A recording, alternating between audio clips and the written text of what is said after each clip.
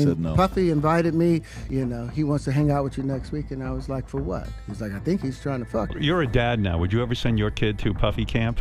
Hell no. See? Justin Bieber's name has always been synonymous with dazzling fame and resounding success that commands the world's admiration. From an unknown kid uploading videos online, he skyrocketed to become the Prince of Pop, selling out stadiums packed with hundreds of thousands, riding the wave from teen idol to global superstar, cultural icon, savvy entrepreneur, and an unprecedented phenomenon in modern music history. His life feels like an unfinished memoir told through cinematic documentaries, tearful award show moments on stage, and raw, sometimes clumsy social media confessions, but now the narrative is taking a stunning turn. In a shocking development revealed through court documents, Justin Bieber has agreed to testify against Sean Diddy Combs, the powerful figure behind his success for 2 decades. This decision shatters Bieber's unusual silence and unveils horrifying secrets, a criminal network woven through Hollywood's glitz and the corridors of power, with Diddy at its core.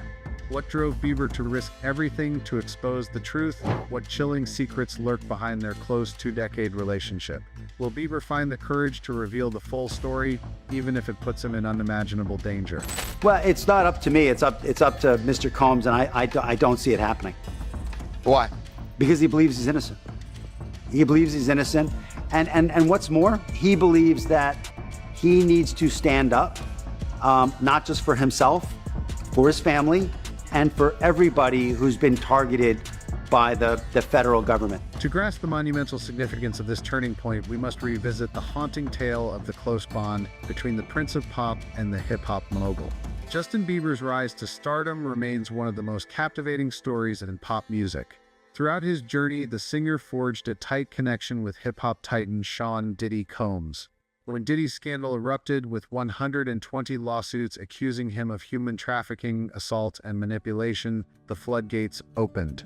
Singer Cassie's allegations against Diddy sparked a wave of other victims sharing their stories, intensifying scrutiny of the relationship between Bieber and Diddy. While specific victim identities remain undisclosed, chilling anecdotes and unsettling videos tied to Bieber and Diddy's connection have gripped global attention. Many speculate that Justin Bieber himself may be among Diddy's victims. Amid the worldwide uproar, Bieber chose silence until now. In an unforeseen twist, Justin Bieber has shattered that silence, stepping into court to testify, not only to expose Diddy's alleged crimes and the pain he endured, but also to unveil a shadowy power network woven into Hollywood's entertainment industry. This decision has sent shockwaves through Tinseltown and is reshaping the entire investigation. According to insider sources, Bieber has shared with prosecutors details of exclusive parties he was invited to as a young adult. Marketed as music gatherings or elite networking events, these occasions allegedly concealed questionable secrets. Who was invited? What rules govern these events? Were phones confiscated? Prosecutors are digging deeper into these questions. Given his years-long close relationship with Diddy, Bieber emerges as a witness the jury cannot ignore. His testimony doesn't just target Diddy, it lays bare how the entertainment industry's dark underbelly can infiltrate everything from hip-hop to pop, ensnaring even the biggest stars. Could Bieber hold a bombshell secret tied to political systems or powerful connections? What names appear in Diddy's alleged network? Who are the perpetrators, accomplices, or victims? Join us as we embark on this journey of discovery. The case against Diddy is entering a critical phase, and the next developments will determine the fate of the hip-hop mogul.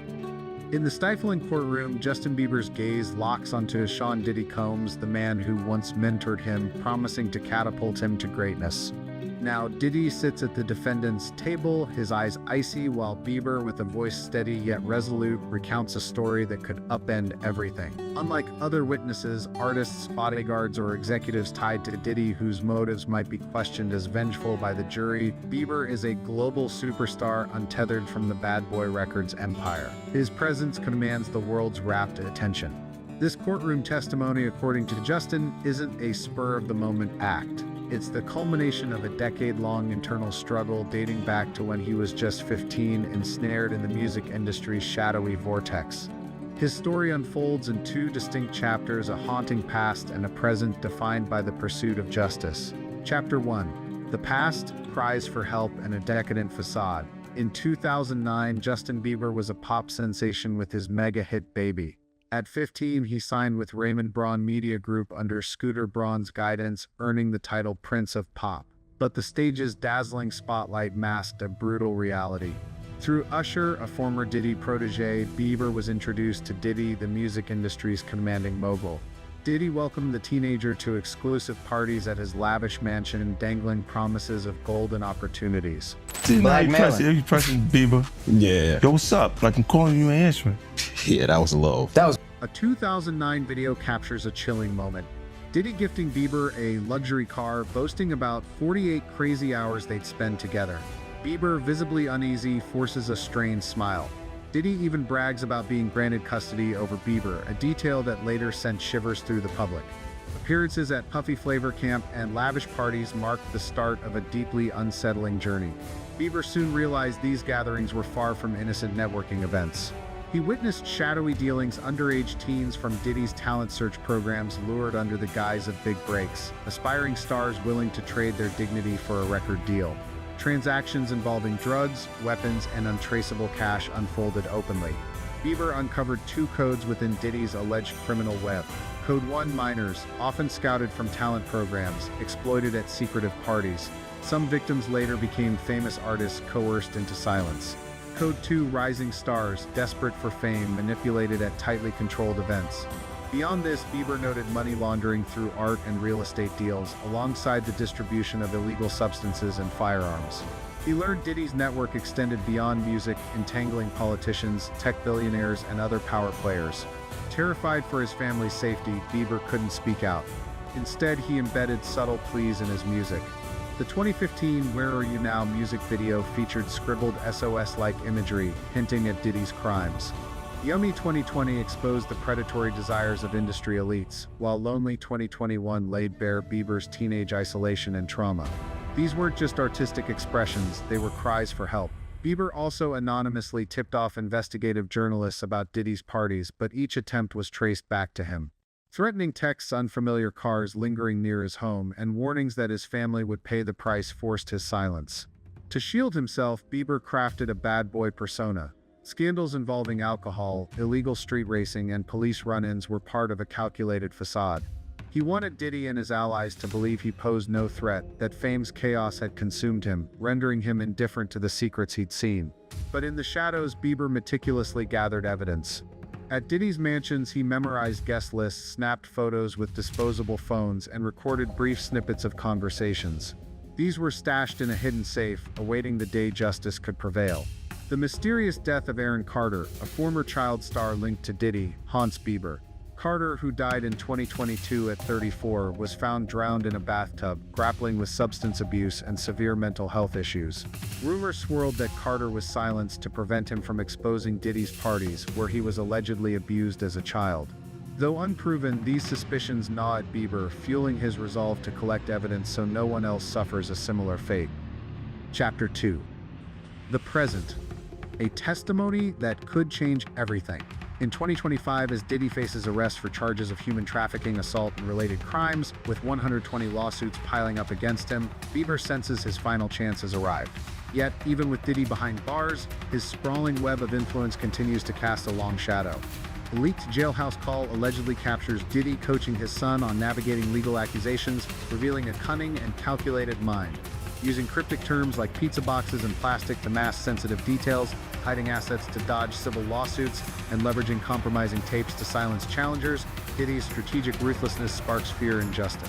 The tension escalates with anonymous calls to Bieber's home, unmarked cars lurking in his neighborhood, and one chilling night, an intruder breaking into his yard, leaving a torn family photo as a menacing warning. Bieber is rattled, especially after welcoming his first child with Hailey Bieber. He yearns to shield his family, but the scars of his past and a duty to other victims propel him to act. Inspiration from the brave, Bieber's silence begins to crack as he watches others speak out. Cassie, who accused Diddy of manipulation, becomes a powerful influence. Public posts from 50 Cent, Lil Rod, and even Mary J. Blige, who called out Diddy's exploitative behavior, ignite a spark in him. Bieber realizes silence is no longer an option. In a 2020 interview, he broke down in tears while discussing Billie Eilish, vowing to protect young artists from the horrors he endured. With an all-or-nothing resolve, Bieber contacts the FBI, handing over a decade's worth of meticulously gathered evidence. The day Bieber steps into the courtroom, the world holds its breath. Under the harsh courtroom lights, he stands tall, hand on the Bible, swearing an oath with a voice calm yet brimming with resolve. Across from him sits Diddy, once his mentor who promised to elevate him to greatness, now silent at the defendant's table, his gaze piercing. The air is taut, a single misstep could unravel everything. Bieber begins in a low, deliberate tone, each word carefully chosen. He recounts his first invitation to Diddy's mansion at 15. "I thought it was just a regular party," he says, his eyes briefly dropping, as if reliving a painful memory. "But then I realized nothing about it was normal." He describes strict rules, phones confiscated at the door, secluded rooms reserved for special guests, and overheard talks of coded shipments. "I heard them mention special packages, huge sums and names I never imagined would be there," he says, his voice wavering but firm. The prosecutor presses, "Did you see minors at these parties?" Bieber pauses, drawing a deep breath, as if wrestling with the memory. "Yes," he replies, "kids my age brought in with promises of music deals, but they didn't leave the way they hoped." The courtroom falls silent, save for the faint tapping of the stenographer's keys. A juror bows their head, as if overwhelmed by the story's weight. Bieber presses on, his tone sharpening. He lists powerful figures in attendance, tech CEOs, politicians, names that stun the jury. He details Diddy's talent search program, where minors were exploited under the guise of stardom opportunities. "I wasn't directly harmed," he says, locking eyes with Diddy, "but I saw what happened to others, and I can't live with myself if I stay silent any longer." Diddy's defense team counters, "Mr. Bieber, you only attended a few events, correct? How do you know these weren't just typical VIP parties?" Bieber offers a faint, bitter smile. "If they were normal, why the locked rooms? Why seize phones? Why did I hear kids crying in dark corners?" His response leaves the lawyer speechless. Justin also revealed that Diddy's team confronted him when he announced his intent to testify, warning, "If you back out now and get subpoenaed later, it'll look far worse. People might think you're hiding something," so he chose to face the storm and take responsibility. And let's be real, every time Bieber has been candid with the public, it's only made him stronger. The path to this moment was paved by a tangled web of overlapping investigations. Bieber's testimony is the key that unlocks a chilling portrait of a tightly knit criminal system with Diddy at its core. Based on Bieber's information, the FBI conducted a second raid on Diddy's multi-million-dollar Miami mansion. In a hidden room concealed behind a bookshelf, they uncovered a safe containing hard drives, ledgers, and footage that matched Bieber's descriptions to a T. The videos captured parties involving minors and rising stars, alongside cash and drug transactions. The ledgers exposed multi-million-dollar payments to powerful figures to secure their silence, alongside coded lists documenting the shipments. This evidence not only corroborated Bieber's account, but also illuminated the sprawling scope of the criminal network. Investigators also seized guest lists and digital schedules from apps during raids on Diddy's properties. Dozens of prominent names appeared, most redacted in court documents. But Bieber's name surfaced repeatedly, tied to events labeled VIP Acoustic Afterglow or simply Private RSVP. Prosecutors say the astonishing detail in Bieber's testimony lends undeniable weight to their case. They've bolstered his words with emails and text chains extracted directly from the phones of Diddy's team. This isn't just talk, it's a mountain of hard evidence. Bieber's testimony unleashes a media firestorm. His brand partners scramble into emergency meetings to brace for the headlines. Fans are split, some hail him as a hero, others fear he's wading into perilous waters.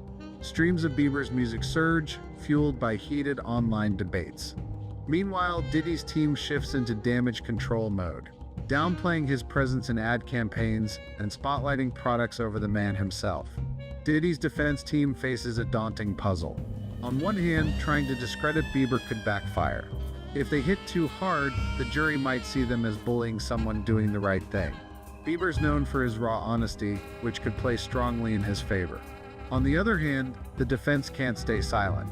They'll argue that just because these parties were exclusive and tightly controlled doesn't mean they were illegal. Expect Diddy's lawyers to zero in on key points: how infrequently Bieber actually attended, how little direct interaction he had with Diddy, and whether he genuinely believed anything was amiss.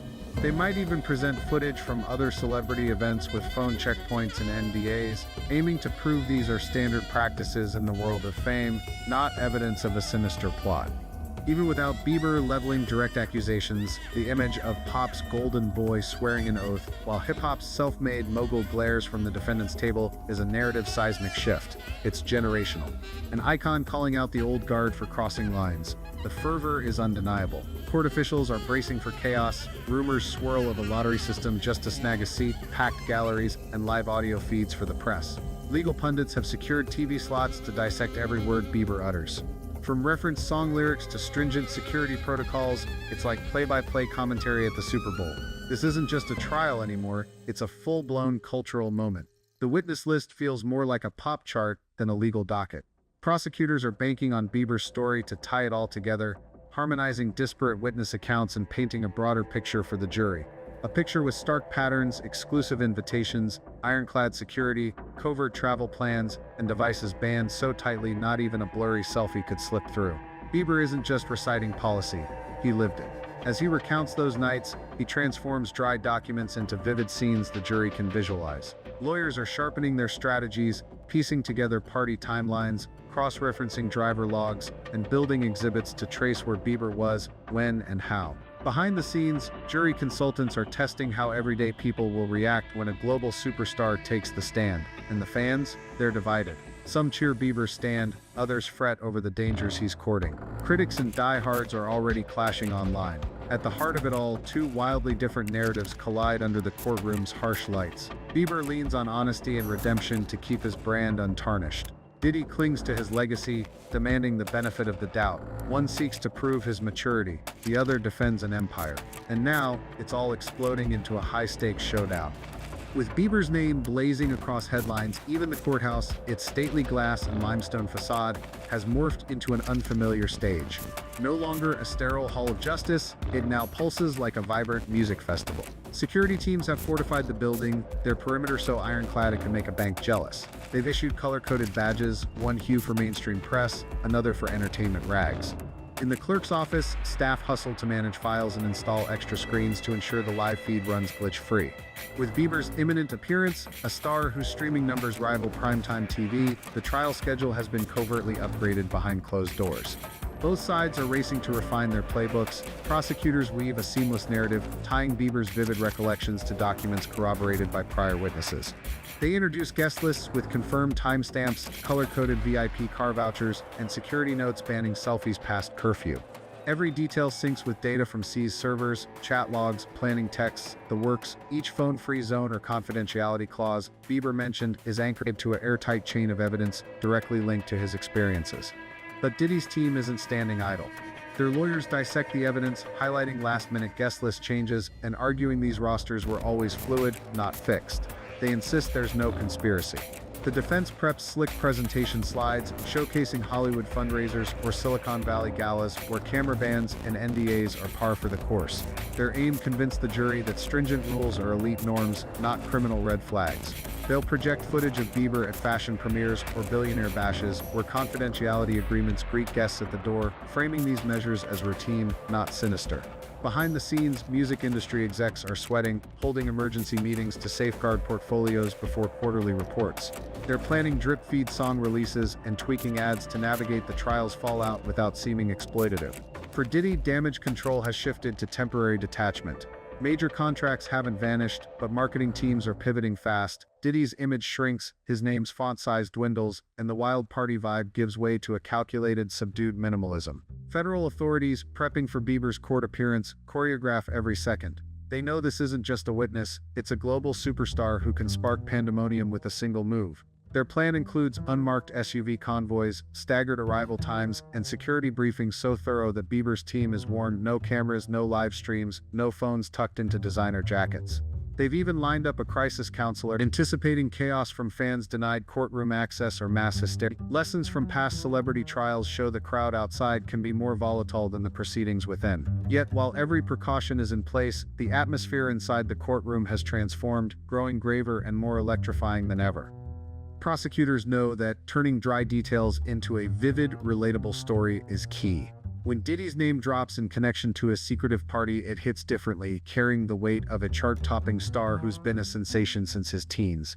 Mock jury trials have proven this.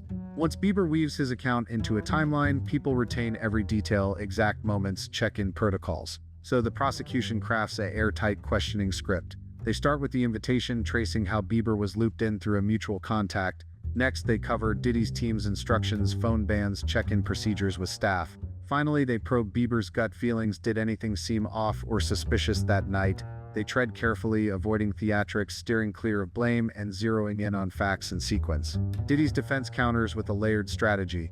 The outer layers stress that Bieber attended only 2, maybe 3 events, too few to draw sweeping conclusions.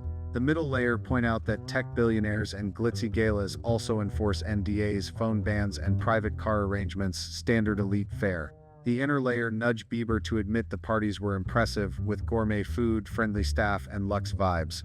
If the jury sees these as familiar VIP perks, the allegations of shadowy secrecy might dissolve. As the legal battle unfolds, the entertainment industry holds its breath. Tour managers scour spreadsheets, fretting, what if this drags into summer? Festival organizers mull swapping headliners for safer bets to dodge fallout. Streaming platforms weigh dialing back playlists tied to Diddy or Bieber, at least until the dust settles. If the trial dives into gritty details, and it seems headed that way, backstage preparations are in overdrive. PR teams organize the chaos into tidy Google Drive folders labeled Winter Risk Mitigation or Playlist Volatility, poised to pivot. Major media outlets are treating this trial like an Olympic-scale event, mobilizing teams of legal and entertainment experts. Mornings feature legal analysts dissecting testimony, while evenings ignite with fiery debates about celebrity ethics and who truly bears responsibility in the industry. Big networks are primed with archival footage, roaring crowds from Bieber's Purpose Tour interwoven with grainy clips from Diddy's wild roller rink parties. They're poised for the moment Bieber takes the oath. Online, digital platforms churn out SEO-optimized articles like Why Justin Bieber's Testimony Matters, or Every Time Diddy and Bieber Were Seen Together. Explainers about the role of a celebrity witness, what they can and cannot say, are spreading like wildfire.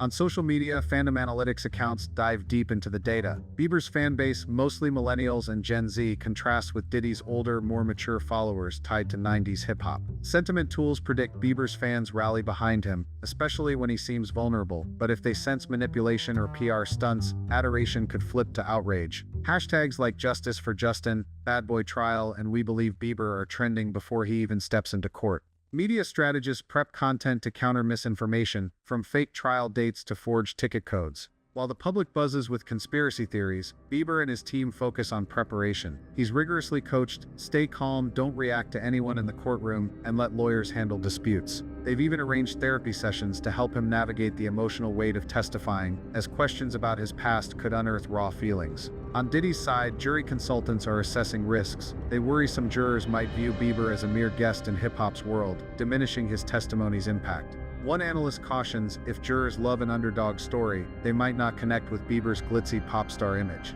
Days before Bieber's testimony, both sides finalize exhibits. Prosecutors present security footage showing Bieber at the venue, with timestamps matching his phone data, clear, hard-to-dispute evidence. The defense requests a caveat. No one from Bieber's team filed a complaint immediately after the events. Their point, if something felt off, it wasn't reported then. The judge agrees, but demands clear wording to ensure fairness and clarity for the jury. To keep the trial from becoming a celebrity soap opera, prosecutors pledge not to name other stars present at the parties. No distractions, no tangents. Publicly, Diddy's legal team welcomes this, but privately, they're frustrated. Without other names, it's harder to argue the guest lists were random and benign. The tighter the narrative, the tougher it is to sell these events as ordinary parties, not part of a larger scheme. Amid this, music mogul Sean Diddy Combs remains in custody. The judge denies bail, stressing no conditions can guarantee his return for future hearings. She states, "This is a crime behind closed doors. This will be a massive trial, perhaps the most sensational Hollywood case ever. Who knows where it'll lead? Weeks, maybe?" A lawyer replies, "Absolutely." Outside the courthouse, the city gears up. Local police are briefed on managing pop fan crowds. A single rumor of Bieber's arrival could paralyze traffic. The transit authority coordinates with rideshare apps, setting drop-off zones 2 blocks away to prevent gridlock. Nearby cafes stock decaf, bracing for long, tense days. Reporters claim prime window spots, chasing the perfect documentary shot. A brooding sky, a celebrity SUV gliding past, or a flicker of tension from within. The night before the big day, Bieber's legal team reviews the final script, the invitation, arrival time, what he saw, and when he left. They remind him if a detail's fuzzy, say, "I don't recall," it's perfectly valid. He's instructed to pause before answering, giving the court reporter time to capture every word and to keep his tone steady, sincere, no theatrics, just the truth.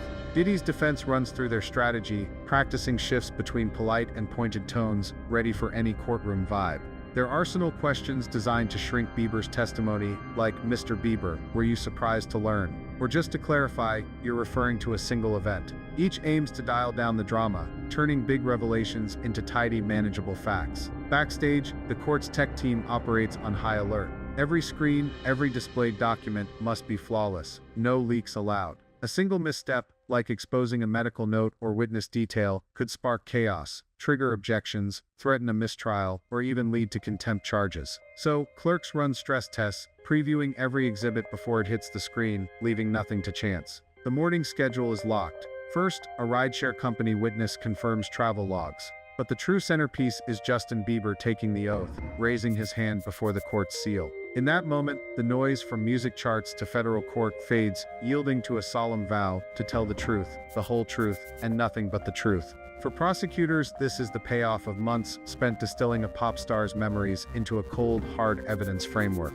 For the defense, it's a chance to remind the jury that fame doesn't mean omniscience. And for fans used to stage lights, Instagram filters, and sold-out shows, this is a rare glimpse behind the glamour. No spotlight, no stage, just right versus wrong. If you've made it this far, drop a like, hit subscribe, share with someone caught up in the drama, and let us know your thoughts in the comments. See you in the next video.